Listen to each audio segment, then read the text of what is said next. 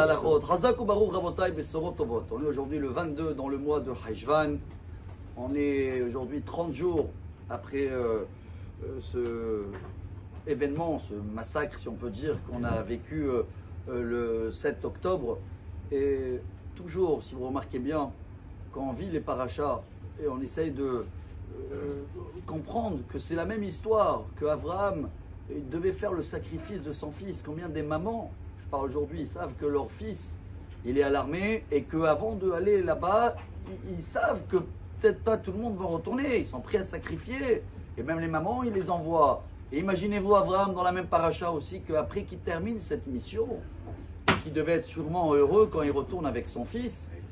Et là, il arrive et il voit, première montée dans la paracha, que sa femme est décédée, Sarah. Ça aussi, le Satan, regardez le Midrash, comment il vient dire à Abraham, tu vois, même si tu as presque fait la Hakeda, tu étais au top, à quoi ça sert? Et Abraham, vaïa comme Abraham, il n'a pas laissé. Il s'est levé, on a vu des histoires. C'est peut-être ça notre mission aujourd'hui, dans les 30e jours, dans la Haskara, 30 jours de ces centaines, voire plus que 1000 des personnes qui ont donné leur âme, c'est des tzadikim, qui ont été des sacrifices dans le niveau d'Yitzhak. Alors, Rabotai, qu'est-ce qu'il fait Abraham? Il y a eu des histoires comme ça, il y a eu des pères, des gens qui étaient en Shiva, et ils sont partis combattre. Et ils ont mis le deuil de côté, et on trouve le peuple d'Israël dans un état et dans un esprit et dans une ardoute du jamais vu. Alors, Rabotai, à nous de essayer. Voilà, je partage un commentaire sur le nom de Riva. Il amène un midrash qui dit que vous savez, c'était quoi l'oraison funèbre, comme ça on dit en français, qu'il avait fait Abraham à sa femme Sarah, Eshet Chayil Miimtza. C'était lui qui l'a instauré, Eshet Chayil Miimtza. Après, ça a été répété par le roi Salomon. Et qu'est-ce qui est marqué là-bas au milieu? Vatisrak Leyom Aharon.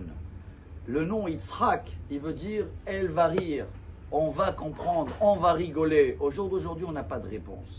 On a partagé Habakouk, le prophète, qu'il avait fait un rond-point. Il a dit Dieu, je ne bouge pas de là jusqu'à que j'ai des réponses. Comment ça se fait qu'ils ont été assassinés?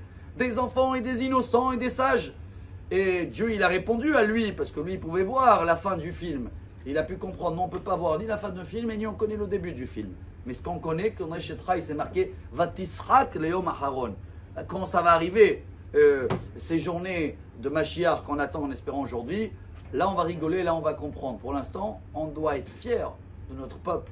On doit continuer à donner de la force à nos soldats, chacun de sa manière, en priant, en partageant, en études, en tzedaka, en chesed, tzniut, kashrut, shabbat. Oula, il y a tellement de choses dans la liste de quoi chacun qui se renforce, ça influence beaucoup, Rabotai. Chacun peut prendre un nom d'un soldat, prier pour lui et de prendre beaucoup de force, Rabotai, de cette histoire d'Akeda et de demander à Dieu aujourd'hui, 30 jours après cette grande Akeda qu'on avait fait, qu'on ne va plus avoir des Akedot dans le peuple juif et qu'on va avoir cette bénédiction que Dieu il a béni Abraham juste après la Akeda.